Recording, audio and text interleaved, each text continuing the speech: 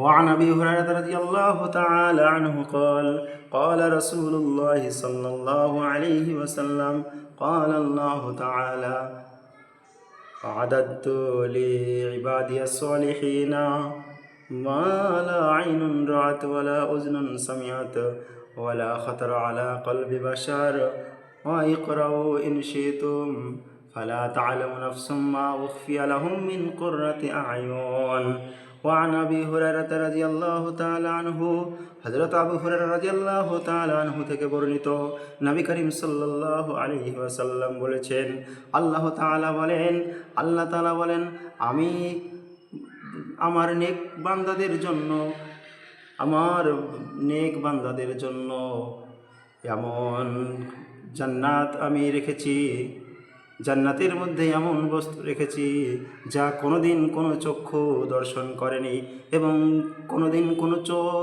কোনোদিন কোনো কান তা শ্রবণ করেনি, কোনোদিন কোনো অন্তর তা কল্পনাও করেনি।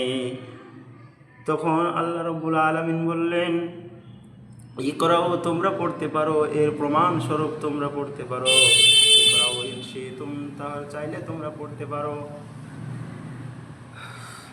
ফালা তা'লামু নাফসুম মা উখফিয়া লাহুম মিন কুররাতি আ'য়ুন, ফালা তা'লামু নাফসুন, কোনো নাফস জানে না, কোনো আত্মা জানে না, কেউ জানে না। তা'লামু নাফসুম মা উখফিয়া লাহুম মিন কুররাতি আ'য়ুন, চোখ ধাঁধানো, চোখ জোড়ানো বস্তুসমূহের মধ্যে কি তার বান্দাদের জন্য সেখানে তিনি রেখেছেন, লুকায়িত রেখেছেন, সেটা একমাত্র আল্লাহই জানেন।